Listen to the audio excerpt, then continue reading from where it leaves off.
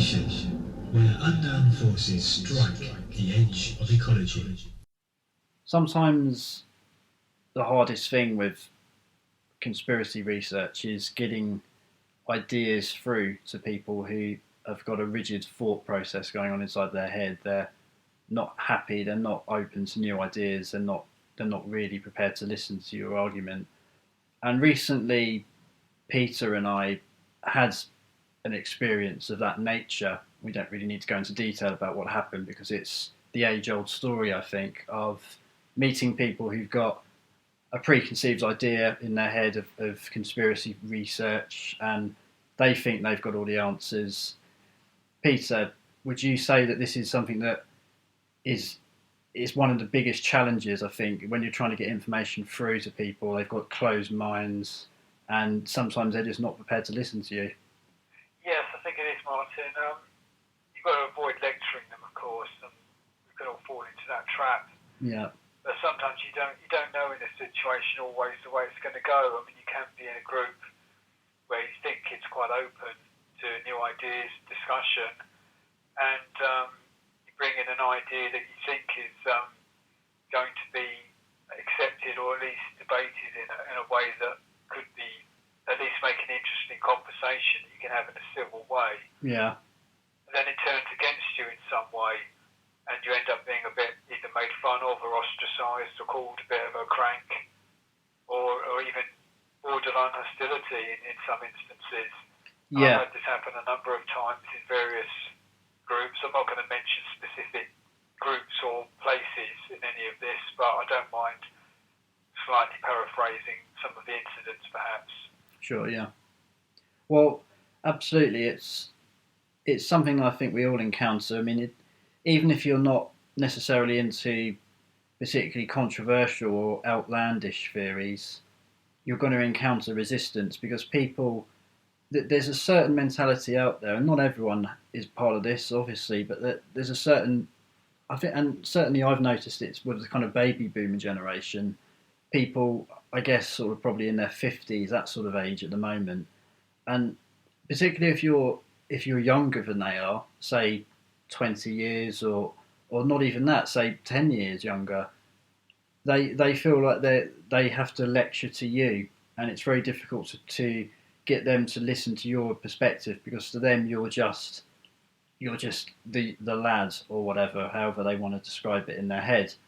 But it's sometimes those people they're not the, I think saying that they're the enemy is a bit far, but they're kind of like, as David Icke would say, they're the gatekeepers, and these are people who have got their mortgage all paid off, they're property owners, they've got a little bit of a stake in society, and for that reason, I think sometimes they feel like your theories and the research that you're doing is a threat to their way of life. Yeah, I mean, there's a phrase called comfort zone, where someone's in a comfort zone, and that can be in their lifestyle or financially or intellectually or culturally, and it means not wanting to really take on challenging things or things that make you feel a bit uncomfortable. Yeah. Hence the word comfort zone, literally, And when I've sometimes brought things up in groups where, what's often happened is that I haven't even thought there would be a problem bringing up a subject. The classic one is 9/11. Another one, any conspiracy to do with the moon landings. Even crop circles in some circles, You just have to raise the subject, and it's like David Icke used to say about the old turquoise tracksuit. A comedian only had to come on and say his name to get a cheap laugh. And you say this in some groups. You might meet in a room somewhere for a meeting, or just in a pub with a group that you meet up with, and you just mention one of these subjects in the conversation, and it can unexpectedly cause an upset. Yeah. Or some sort of reaction that you don't expect, and you can find yourself suddenly thinking, well, hold on, I came out for a nice evening out, and you're all talking about football teams and different things in a very opinionated manner, even a heated manner, and it seems part of a certain blokish banter that you can sort of do that about some subjects and almost get quite worked up about things. which are acceptable to get worked up about. But then you bring in one of these other subjects and sort of bring it on like playing a joker almost, to bring it into the conversation, thinking, oh, this would be a different angle, or this will liven things up a bit. And suddenly, it's not that it'll even liven things up. It kind of freezes the conversation and it's thrown back at you. It changes the mood in the room to being unpleasant. And this has happened to me, as I said, on a number of occasions, in situations where the people I've been speaking to have been quite liberal and quite, you'd think laid back, maybe left wing. You'd think they'd be open to ideas. I've found often people who are left wing and liberal, and it's a strange meaning to the word liberal, really. It's a word that's bandied around a lot. But I used to think it meant accepting different ideas, but it seems to be accepting certain ideas that are acceptable to accept. So in a way, left wing seems to sometimes say you will believe this. Liberal kind of says you can believe this. You're free to believe this, but the menu of options is quite limited. And as I said, the classic conspiracy theories or research that I've mentioned, three obvious examples of things that can, have to ruin your cocktail party. If you want to get rid of your guests, bring these subjects up, and you may clear the room. Hopefully, when you don't clear the room, you get some good friends.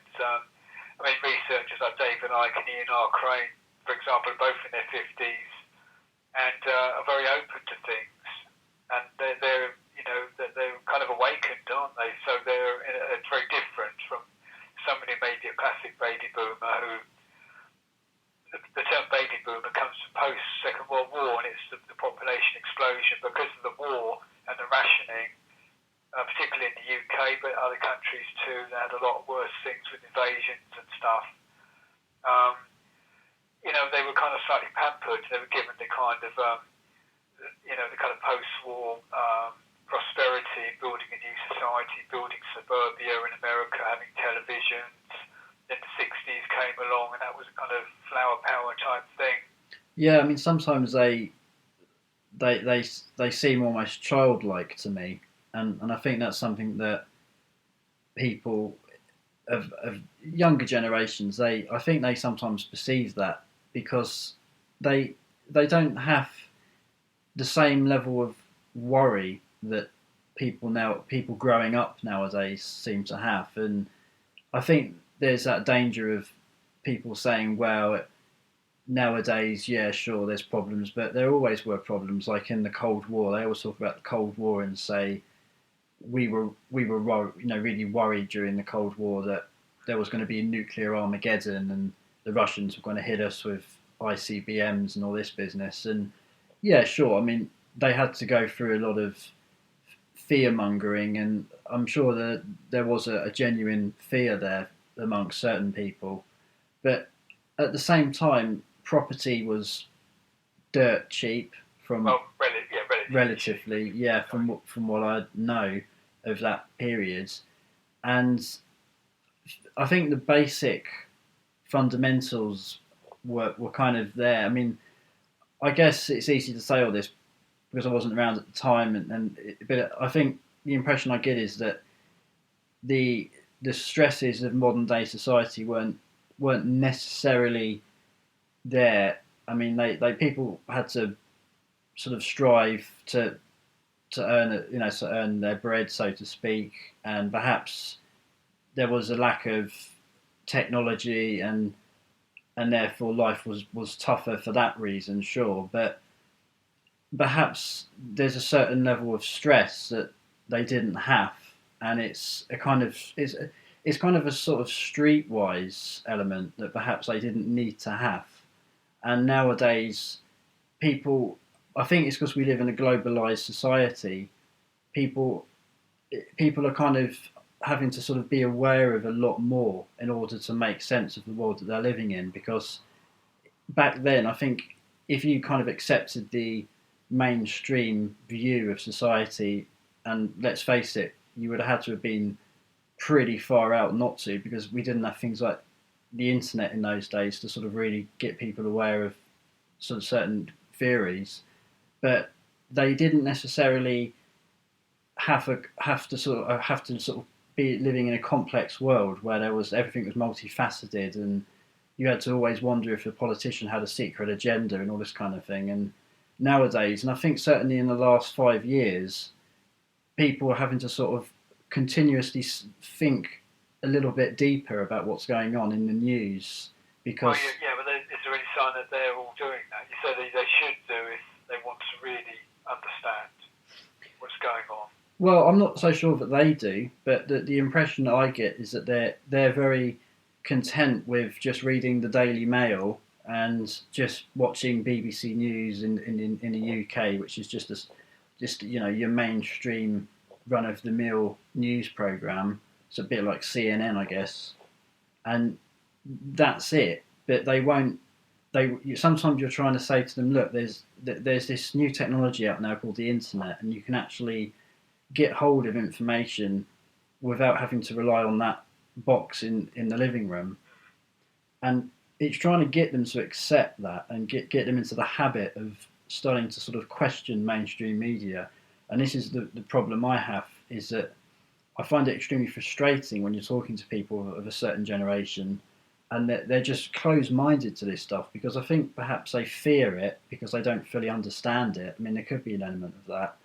But also I just think it's because they perceive you as somebody who is, it's not their place, it's not your place to be telling them about this stuff because they're older and therefore they know best. It kind of goes back to that.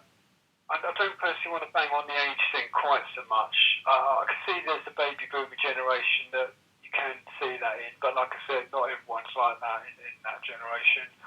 It can be a trait, certainly when someone has had a career that the money they got could buy them a property, maybe 3 times the salary is the mortgage to get a flat or a house, this sort of thing.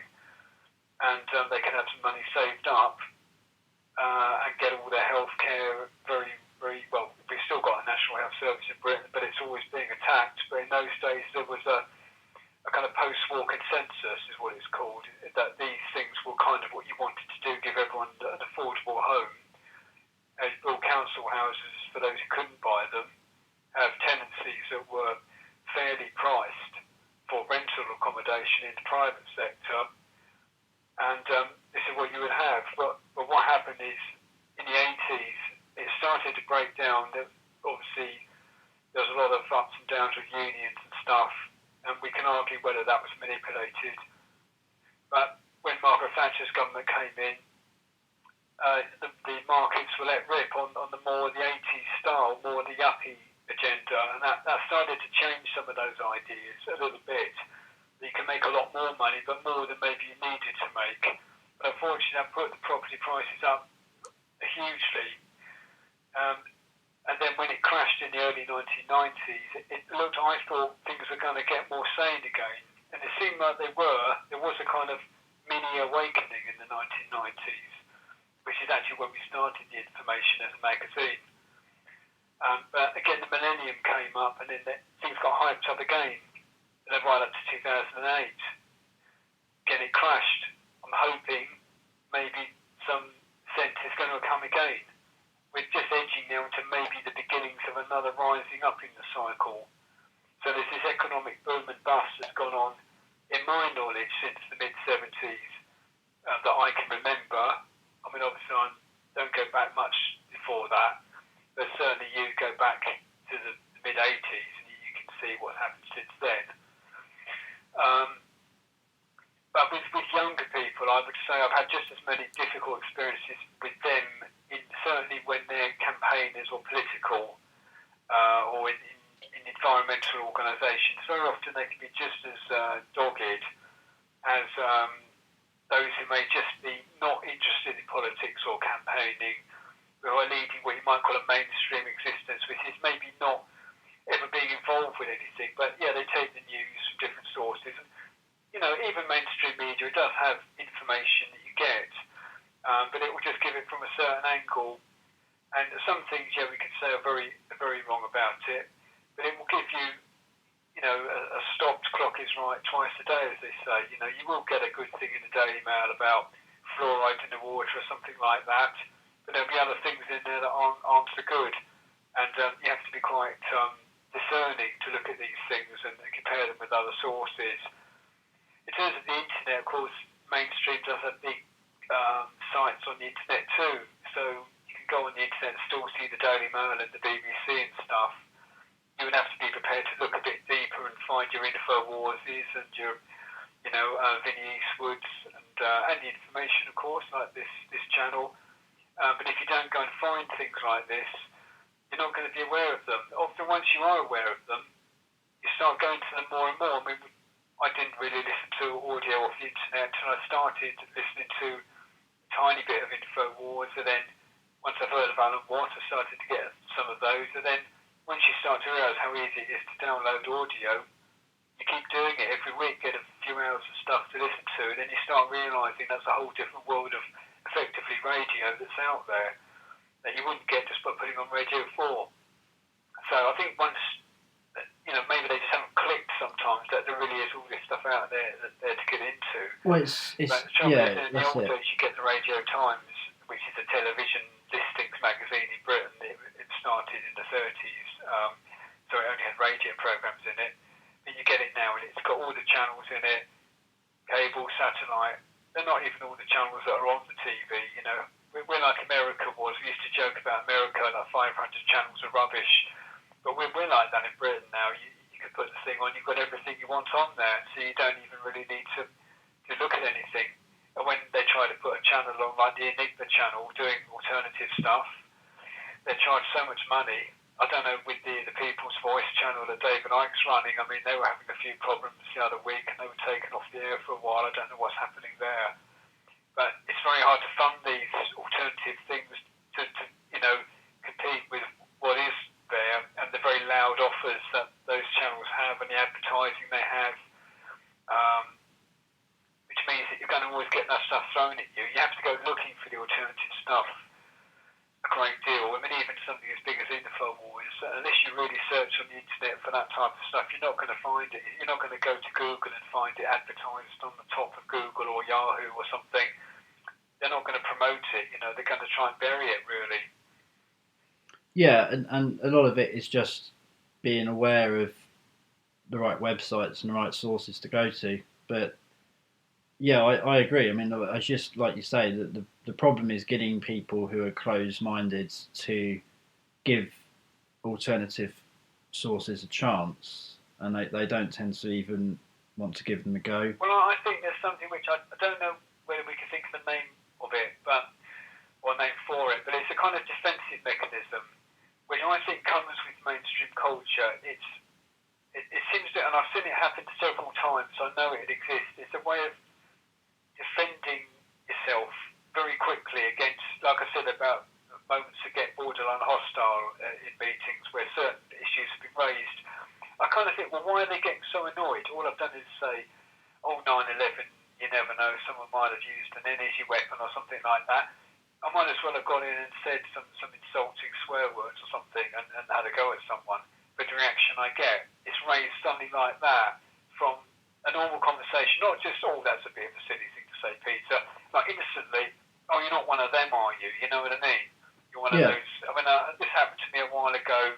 But I won't go into the details, but it's happened many times in different contexts. I've had many moments where it hasn't happened, where I have opened some minds.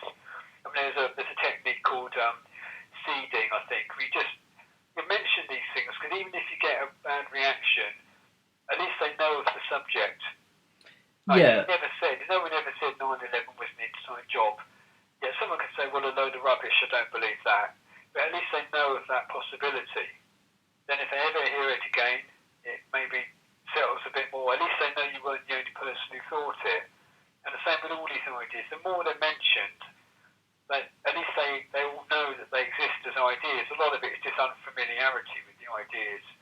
But this reflex action that I just mentioned, when someone gets something that comes to them, it threatens their comfort zone, and they instantly snap into a kind of either anger or an insult or a quite nasty remark or mood back, or a very dismissive approach, not just a normal conversational thing like, I don't know about that, tell us a bit more, I don't believe that, but it's an interesting theory.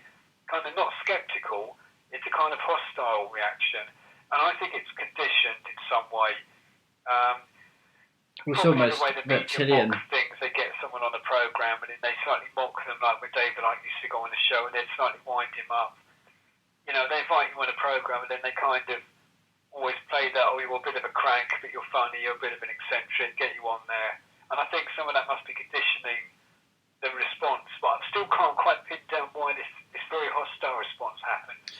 And well, it's just as an idea, but I mean, part of our brain, I think they call it the reptilian section or something along those lines. But it is that part of our brain that is very much about routine, and change. Any change is potentially dangerous and is perceived as a threat. So it's like if you're people, if they have a rigid thought process, and there's been some study, I think I read it in an Icke book a few years ago. Icke was referencing a scientific paper that talks a little bit about how people's thoughts and beliefs can literally solidify. So it becomes an ingrained opinion that you can't really shift it. Almost physically, it's solidified inside of the brain. Yeah, well, I have one idea about that. I felt may have occurred to somebody I know, I won't mention, but it happens many times. I think what sometimes happens is when someone's young, if they're having a good time and they formulate their opinions at that age, the opinions they've got become associated with a happy time. And so if 20 years later you come in and say it's different, they take it as an insult to them or a threat to them, because what they're really doing is associating that opinion with that time. Yeah. And someone I know who, I think they formulated their opinions very much in the early 80s when they were sort of starting their career, and they're very successful in that career. And I think that they actually, were quite left wing, but they got into something in the entertainment business. They did well, and but they were like left wing, and they were anti Margaret Thatcher at the time, thinking, oh, Thatcher, it's terrible that she's in power, and they kind of like to hate her sort of thing.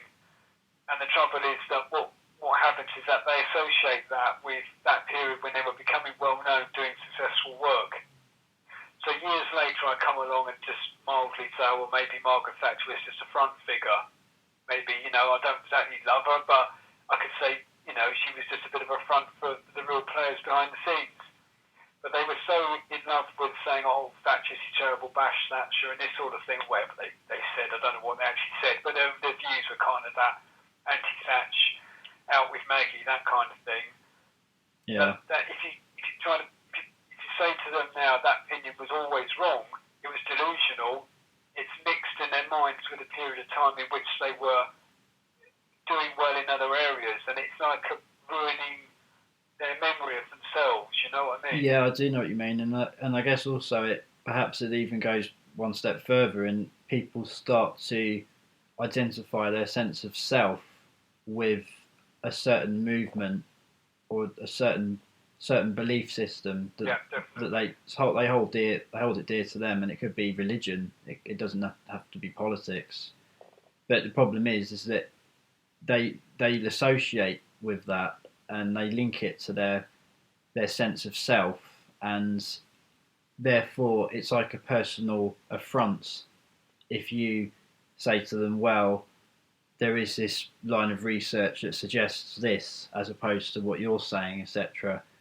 And they don't take that in the way it's intended. They take it as an attack on them as an individual, which is very dangerous.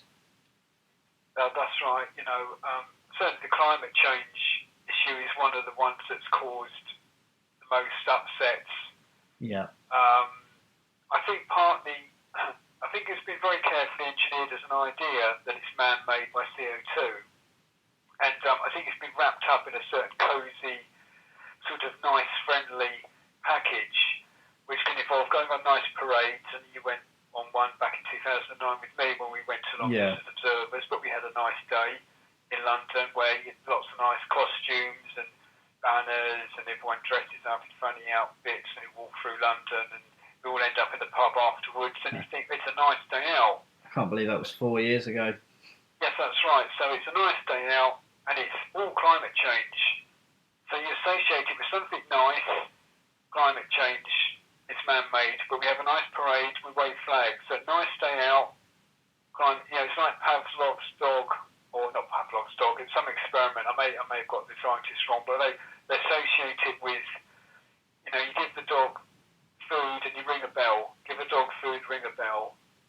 Next time you ring a bell, the dog comes. There's no food, but it's still salivating. And what you do, you associate in the mind the nice thing and the thing that goes with it.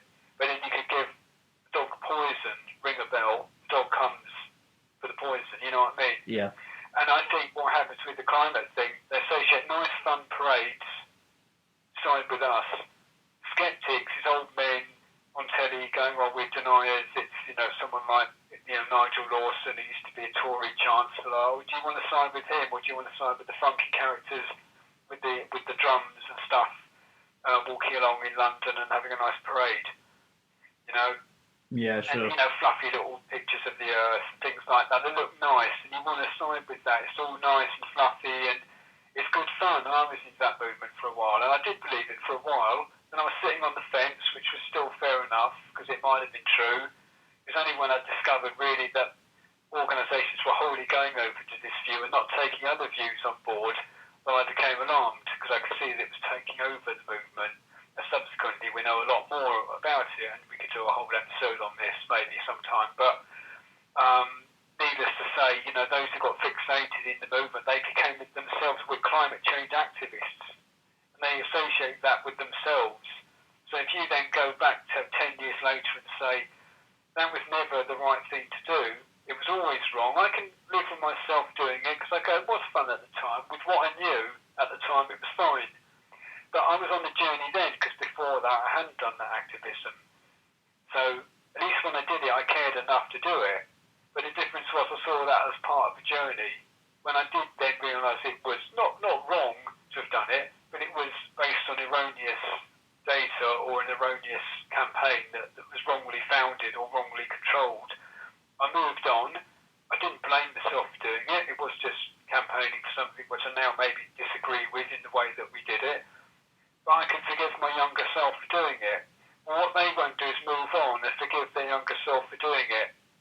See, if they could take on board, like the older generation you were talking about, if they could sort of say, we were right to go along with this because it was the way we were in our age, and that was fair enough. But you are different because you're in a different situation. What they try to do is impose on you the paradigm that they once had, and they can't understand that it's a different situation now.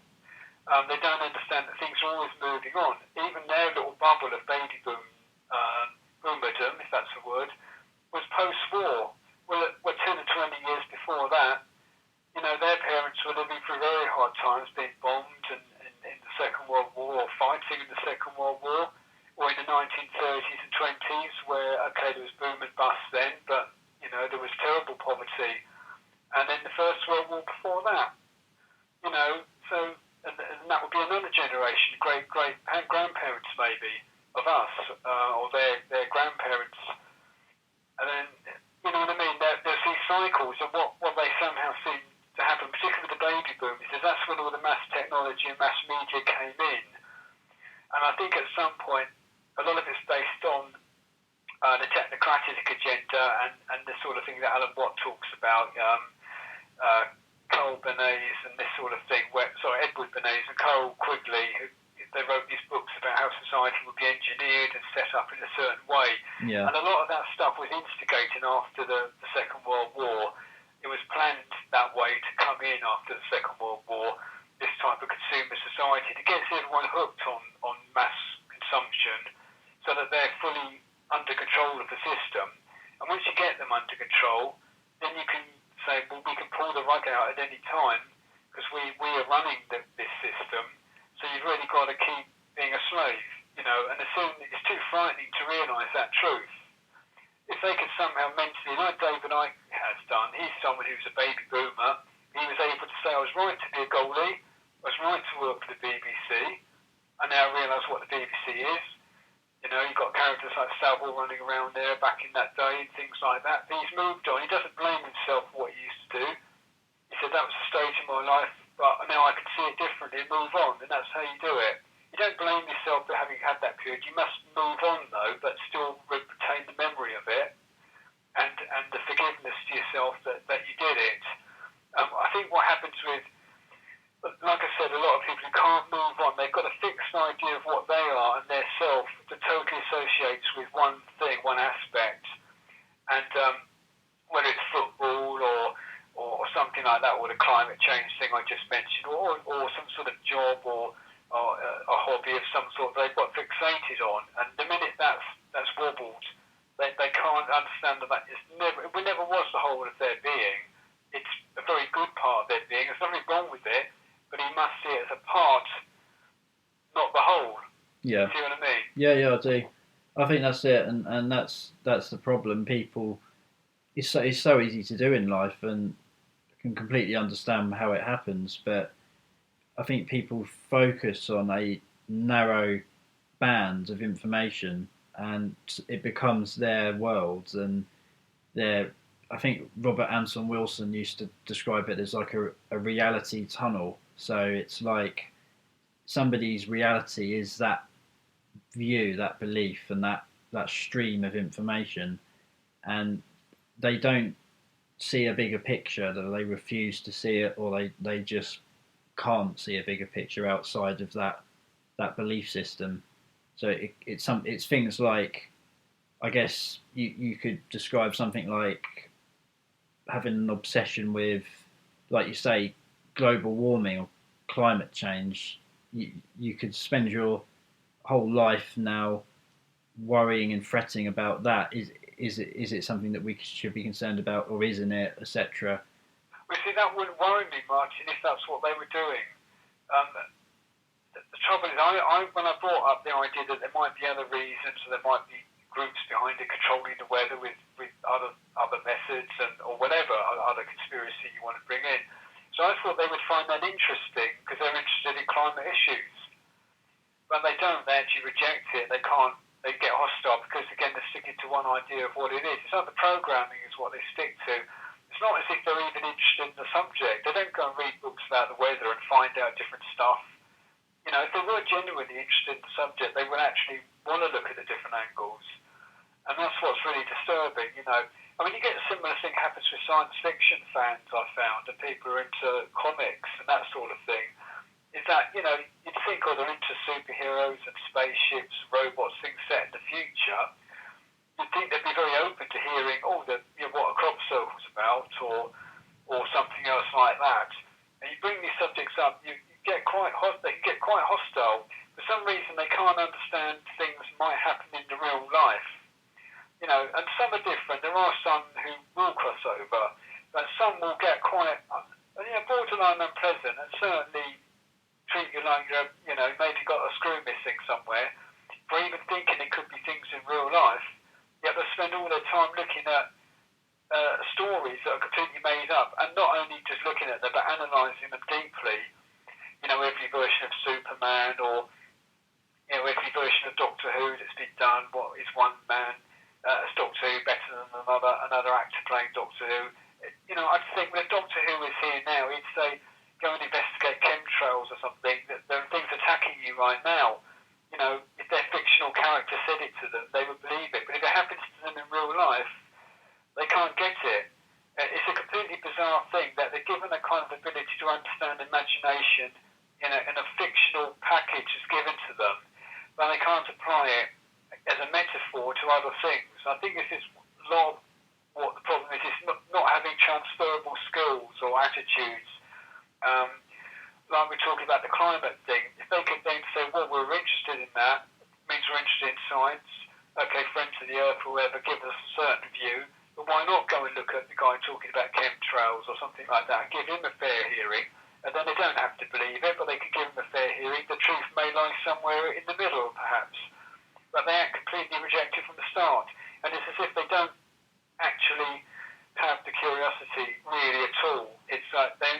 package as it's given to them. And that word culture is one that is very telling. It's a kind of culture, a cult, is something you follow rather irrationally. Culture isn't a petri dish. It grows, scientists grow it, they control it. So I think a lot of what culture is exactly that. It's given to us, whether it's the mainstream media, TV, aspects of the internet. Given to us to keep us, keep us entranced by its colours and its sounds, and it does keep us captivated, like a child looking at a spinning wheel or something like that with a spinning top or a toy. It's fascinating to watch, but it's quite hard to pull your eyes away from it, Yeah, well, Terence McKenna said... you have to be able to pull back, Yeah, well, I mean, you're saying about culture. I mean, I think Terence McKenna sort of sums it up nicely when he just said culture is not your friend. So, it isn't, because for the very reasons that you're outlining now, I think. But I've got friends who are essentially masters of virtual realms.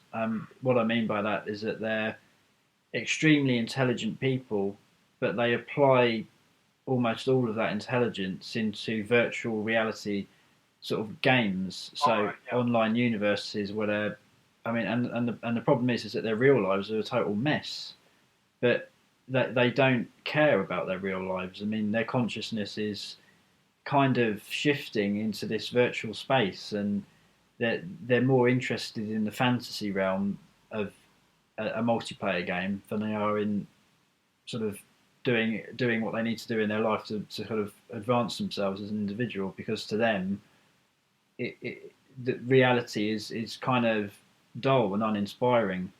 And there's been a lot of analysis about this. I mean, that's why games like World of Warcraft and that are so popular, and it's because people are kind of I think they're sort of disillusioned by life and by reality a lot of the time, and they don't, like you say, they don't apply their intelligence to understanding and identifying an enemy, or like you say, chemtrails, and starting to sort of research why things are as they are.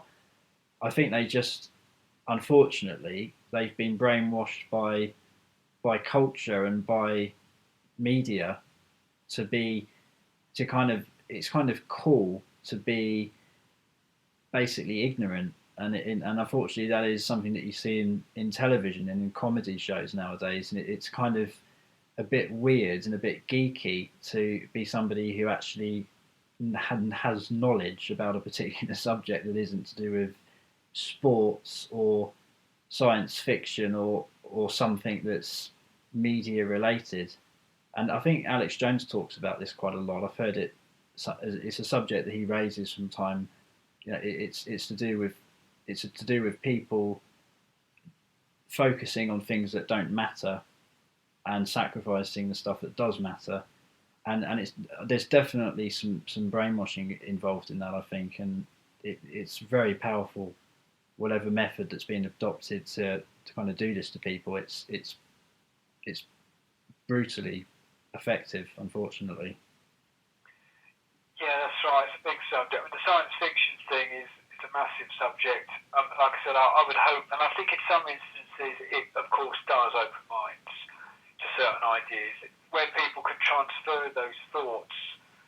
And some authors who have been good at being activists or being aware of the real world and putting it into novels, for example, that do say something. I mean, J.G. Ballard, I think, was a very good example of someone who did understand reality and could write fiction that would make you think and apply it to the real world.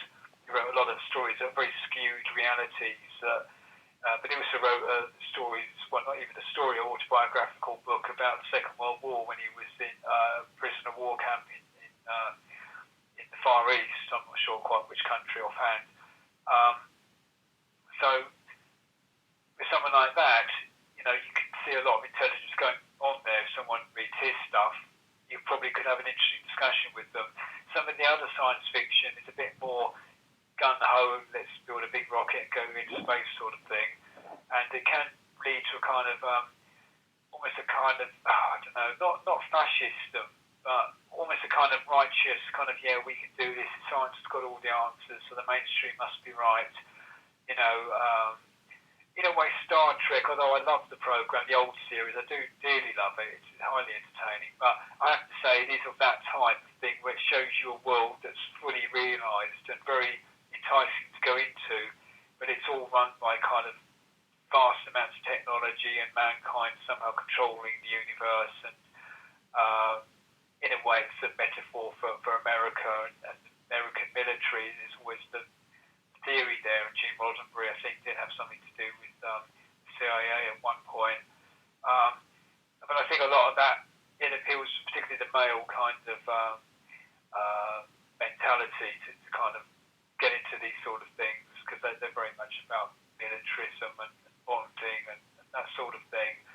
And it's very enticing, it's given to you in an amazing way, and that they have little communicators that look like mobile phones, and hey, mobile phones come out, a few years later, and they look like the things in the program, and you think, well, who designed it first?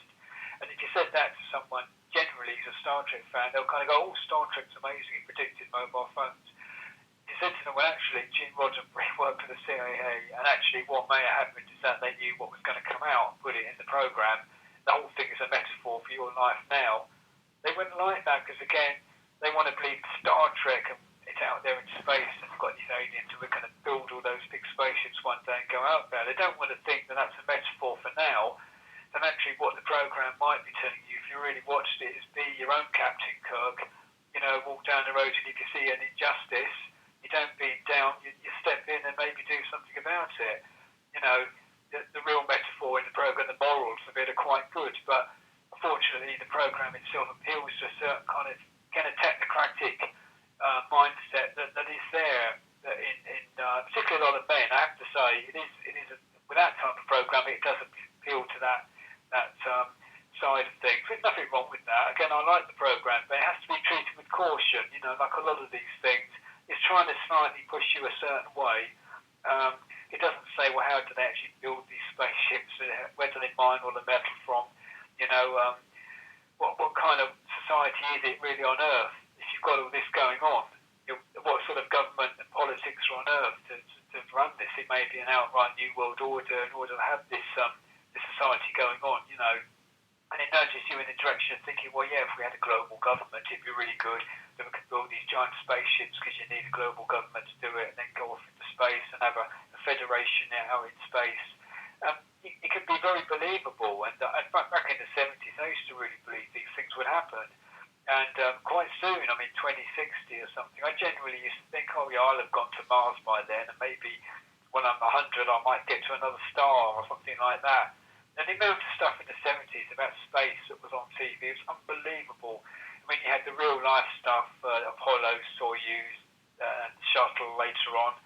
You had Doctor Who, Blake 7, loads of other programs on, and Tomorrow's World and James Burke specials, all talking about space, the future.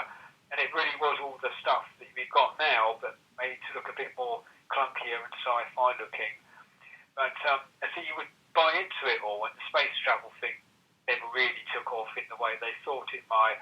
But all the other things did, like the computers and the phones and different things.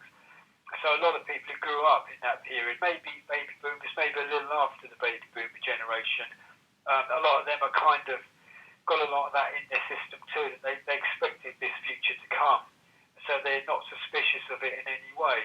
And yeah, the internet has got a lot of stuff on it, like conspiracy type stuff to look at, alternative stuff.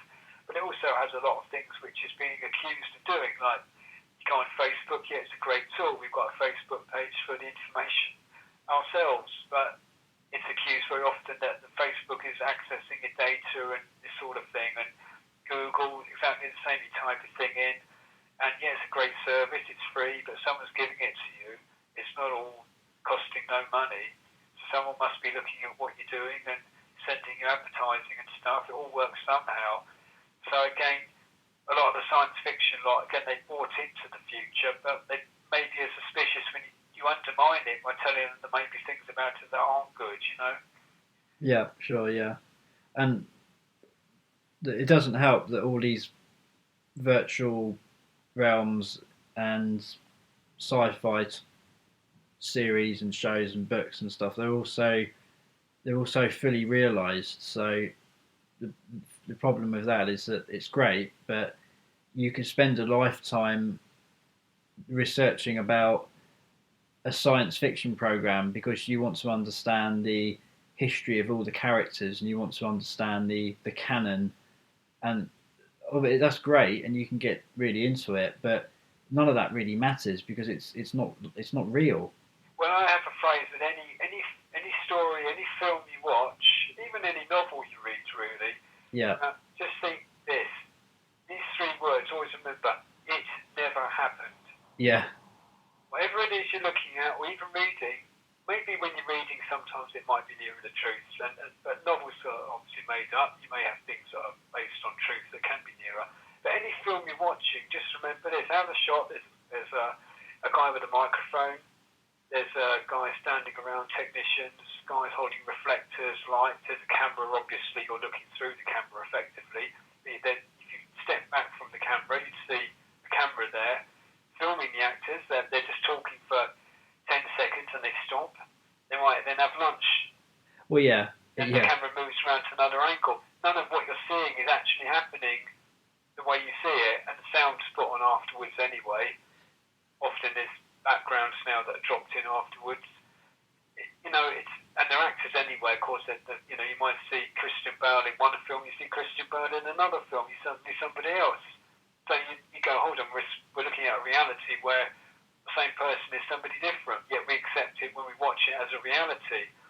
The point is, we play a game when we go into the cinema, we play a game of accepting that reality while we're in there, and that's great, But no film that you watch is ever true. I mean, there's been a talk on the radio today, on Radio 4, about films that are based on real life, and there's been loads of them lately, Rush, Captain Phillips, the Mandela, not Cry Freedom, but the Nelson Mandela biopic, 12 Years a Slave, to a lesser degree, Inside Llewyn Davis, which isn't actually true, but it's kind of based on some true things. All these films are all, they're all very convincing when you watch them. You go into the world and it's like you're there. But remember, you're not actually watching the reality. You're watching a reconstruction of the reality. So they're great films to watch. You get a lot from them. Even in those things that are quite truthful, there are things that are different. It's never the reality as it actually was. It's a reconstruction of it. And then there are willful changes anyway. In these films, very often there are things they put in that never happened, and just to make the story a bit more contracted, or in some cases to make it a bit more exciting. I mean, there's a film coming out next week. I can't remember. I think it's called Lone Survivor or something like that. I may have the title wrong. Yeah, it's about Mark Wahlberg's in it. Yeah, it's about the SEALs. Yeah, in it's Afghanistan. Based on a true story, or it's a true story, they say, until you find out what's true and what isn't. And the whole battle at the end of the film never happened. The guy had tea came back. Right. The bit where he digs out a bullet, it never happened. He got wounded, but it wasn't that bad. Yeah. But they jacked it up. Well, yeah. Someone could go to that, go on, seeing the reality of Afghanistan here. They're not. They're seeing a version of it. They're seeing a very well-made film that's probably great. But it isn't actually the reality. No, well, particularly with film. Around these things and look into it, someone could base their whole reality on all these fictions. I mean, another thing, an obvious example is Coronation Street. You have a bizarre situation where, we're not casting any aspersions on anyone here because it's a court case, but you have a fictional street in a fictional part of Manchester that's been going for 40 or 50 years. An actor in it playing Ken Barlow, who's a nice guy and sometimes has a few issues in the programme, but we like following his adventures. That exists in one reality. Another reality is the actors in court for various allegations of rape and things like that. And there's a kind of weird reality where you watch your Coronation Street, and maybe he's not in it at the moment, but that reality continues, yet the real man in a kind of real reality is in court. And it's a very strange situation because people almost believe Coronation Street's real when they watch it. And, when one of the characters, the transsexual lady, Hayley, who herself is played by a woman anyway, so in real life isn't even a transsexual, but in the programme, she dies. Well, that sort of thing send tributes in to Hayley, programme was well done, that was well acted. Or Haley dies, send tributes in. This is a fictional character. They'd already recorded the programme, weeks ago. You know what I mean? It's a fictional reality. I mean, there was a thing, I think ages ago, it might have been in the Cell Block H, one of these sort of prison dramas, again, where one of the characters was put in prison. And the national newspaper is actually saying, we must free this character, It was absolutely ridiculous. And write in, and not just, put a silly story in, but write in or sign a petition or whatever to free the character. Yeah. This is just an actress playing a character in the programme. But you see, people really believe these things. And if you think about something like the Tavistock Institute, it's been rumoured that they have put out ideas to put into these programmes, and something like Coronation Street is behavioural change, like how the families operate and how you react in situations. I mean, years and years ago, a friend of mine, Glenn Cork, used to say he didn't like EastEnders because at the time it was just non-stop arguing. And I think we've even put out this conversation on the information. We kind of discussed this, and at the time I think we poo-pooed the idea that was a conspiracy. I mean, I think maybe it was. I think there's a certain sense of hostility, and for some reason they put these ideas out, and it encourages a certain type of behaviour. And I think what we might think of sometimes that working class overly, a bit dumb, a bit opinionated, but I like my football and one of the lads have a pint down the Queen Vic or whatever. A lot of it is imitative. Someone doesn't, not every working class person is like that, but you never get in these programmes someone who's working class who lives in a room somewhere and just does nice artwork or something, and they're working class. If they're like that in the programme, they'd be rich and middle class. They've always got certain ideas of what those sorts of person are, and I think it does create barriers to what you can be in society, because again, the fictional borough of Walford in London, it doesn't exist.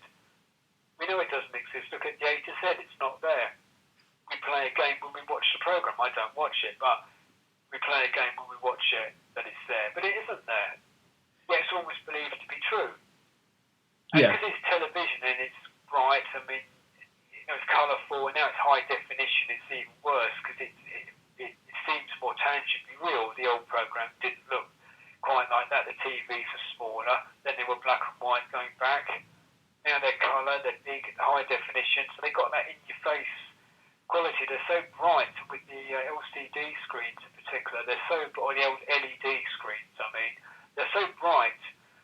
It's almost hard to not look at it. Like you go in a pub and you see these things, you always have to look away. I mean, there's a very good pub near me. There's a coal fire, and there's telly over the coal fire. You want to look at the coal fire, yet you keep looking up at the television.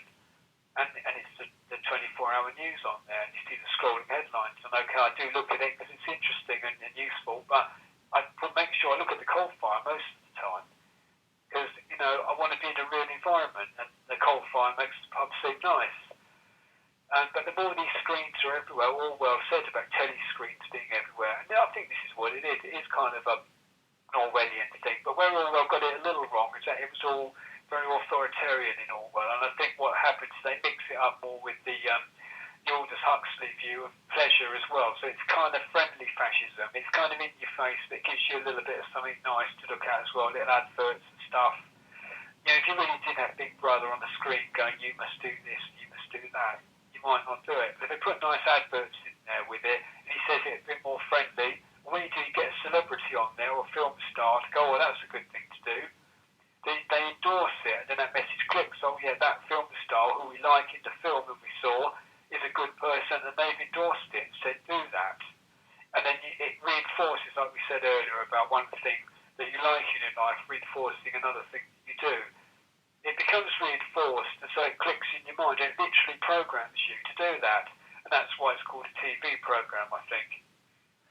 Yeah, and absolutely. But going back to what we were saying, I think we unfortunately live in a world where special effects and all of these post-production methods and just the slickness of the package that you get nowadays when you watch television or go to the cinema, it's all so good that if people who aren't necessarily capable of sometimes differentiating reality from from fiction. Well, because that's what you said earlier about children, is that children can't tell the difference between fantasy and reality.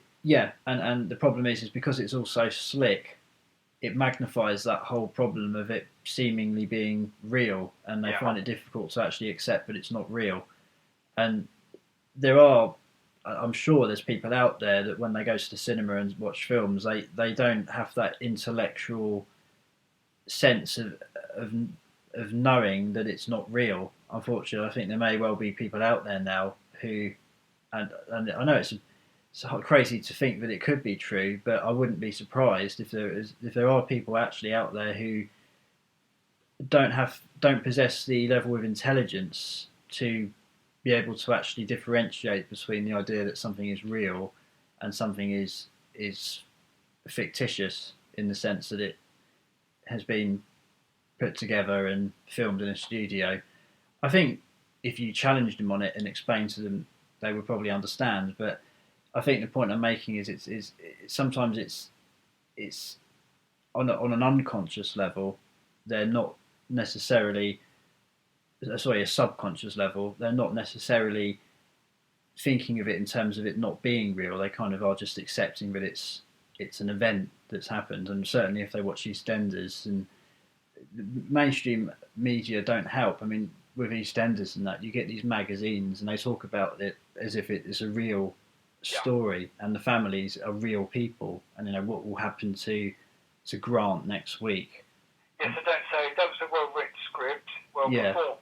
Exactly. They talk about it like it's an actual thing. Yeah, exactly. And I'm sure that the people I'm talking about, if you reminded them of the fact that it wasn't real, okay, they probably would accept that, but you would have to trigger it. And well, this is where we come back to Orwell. It's the phrase doublethink, which is the ability to hold two contradictory opinions at the same time. Yes. And I think this is what it is. They know it isn't real at a level, but they want to think it's real because they like it when they're watching it. So they'll defend the fact that it's sort of real. See, where the emotion is real. If you watch EastEnders and someone's screaming their head off and, you ruined our Christmas, and they throw something at someone. Even you see it every year in EastEnders. I usually do see it occasionally.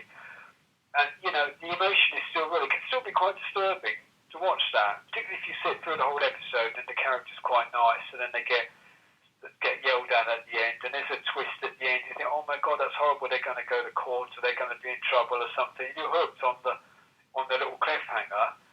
The emotion can be quite real, and seeing things like that, it still gets in your head and it has the same effect. So almost as if it had happened. I mean, maybe not quite as much as if it happened in real life, but it still triggers those thoughts and emotions. It can be quite disturbing. A well-made look, I'm not knocking film and TV, nor are you, at their best. But even the really good stuff, it can be disturbing to watch a really well-made film. I mean, the absolute classic, of course, is The Shining, which is a very hard film to watch in some ways, and you can watch it in a lot of different ways. But there's real emotion there and upset. Just the family drama alone is disturbing, And yet we know it's acted. Well, we think it's very realistic watching it, but we know it's put together by somebody, of course. But the point is, you can still get a lot out of it. But the difference with that is that you have to think about what it means. It doesn't point you to an easy conclusion, like life's easy, everything's okay. It's not a tragic end in some ways. In some ways it is. So you give them a mixed feelings, which you can then think about. The trouble with a lot of the mass culture is that it's very much pushing you into a response that you're meant to have, and it's not leaving that ambiguity there. That a really good filmmakers and program makers, someone like Ken Loach, for example, or Mike Leigh as well, would make a film, say, set in Britain or working class areas, and it would be ambivalent. There'd be characters who are a bit rough diamond types, but they'd have good sides to them, and it'd be realistic. It may not be over dramatised, but it's kind of how things sort of are. But your EastEnders type programmes are continually firing off a ridiculous number of storylines that happen in a very small geographical area, which if it really happened in real life, this whole street would be put in a mental hospital, frankly, Yeah. It's a kind of hyped up version of reality, but it gets mistaken for the real thing, and I think advertising does a similar thing. Every time you have a car, it's driving on a big road and this sort of thing, and there's sunrise, and it's all wonderful, you know. Or hairspray, you're walking down the road, spray your hair, and the skyscrapers in the background. It's all, you know, glamorous. It's never like some glossy kind of car park somewhere, you know, and or, you know what I mean. It's always the best or the most obvious kind of version of something done really well and enticingly. So, like you said about sitcoms, again, I do love sitcoms. And I've got a bit more suspicious of them lately. And again, it's been said like the male character often in sitcom is made to be a bit of an idiot, and there's a kind of smarter woman in the household who puts him down a bit.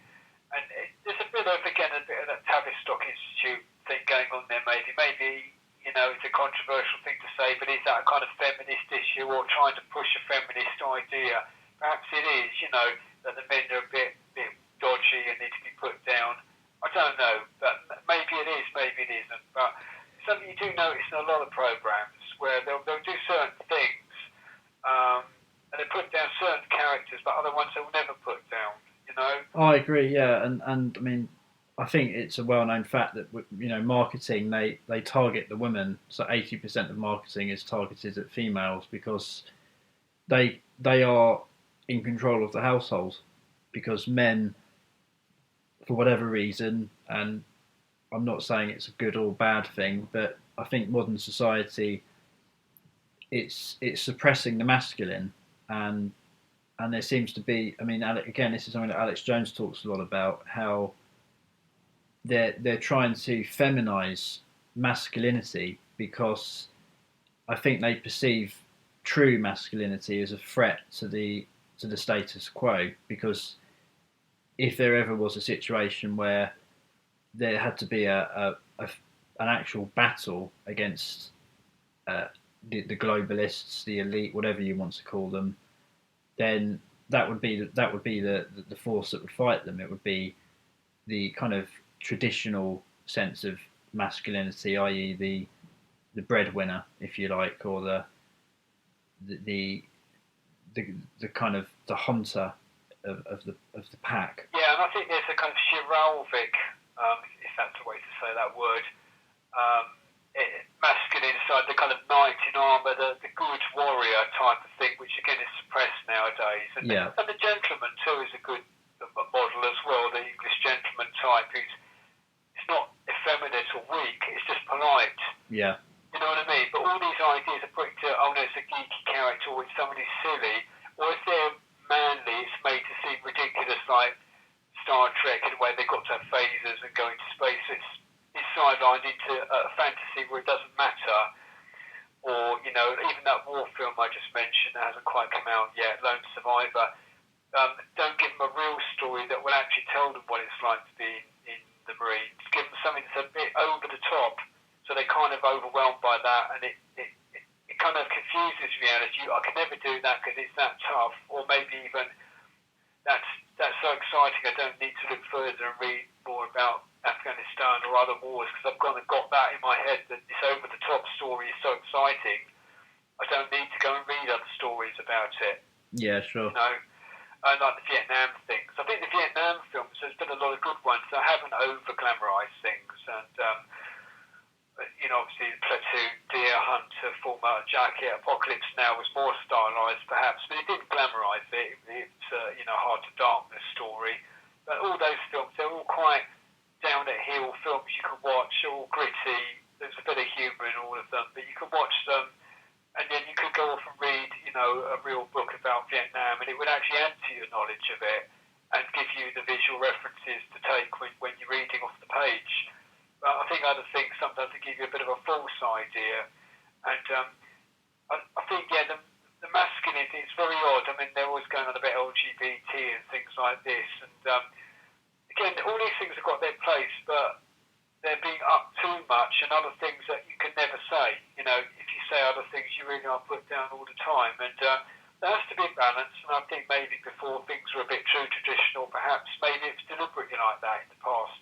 Maybe they kept everything a bit too straight in the 50s or the 40s, kept everyone down a bit, because it was hard, and times were lean, and there was rationing, and all men walked about in black jackets, and then you had other cults like Teddy Boys and that reacting against that, saying no, we want to wear colourful clothes and stuff because we want to rebel a little bit. But then all these rebellions can be controlled as well. I suspect at some level society was overly constrained in the 40s and 50s into very lean amounts of very, very austere times, so that a lot of this stuff was unleashed later on, but it was let out too much. I mean, Alan Watts says in the 20s they were trying to do a lot of this stuff, and with the kind of swinging 20s, whatever they call it, and they had drugs and things like that, but it didn't quite work, and for various reasons, so they kind of reined it in a bit, and then they're trying again now, or they have been since the 60s, to do it all again. And I think that's largely what's happening, and this time it seems to have fixed, and they're rolling on now further with it. If the male thing was, if you talk about football, it's fine. If you get together and talk about global government, maybe bad. Yeah. Classic thing. You might get together and have a serious idea. So give everybody ideas that either diffuse them or confuse them. So that was a conversation I had earlier with Peter, and I think we covered some interesting ground there regarding why it is that some people have closed minds and what causes it, and we touched on various topics. So hope you enjoyed that. We're probably going to do more of these slightly more ad hoc style conversations, along with our usual more prepared episodic content, but we feel that sometimes it's a good idea to just have a conversation in a structured way and maybe touch on a bit of ground and go into a bit of detail and spend the time to actually explore a topic, because that's the great thing about the podcast format. You're not constrained to a specific time, and unlike radio where things have to be a bit more regimented and strict, we are able to explore an idea freely and take time to have an actual discussion. So stay tuned.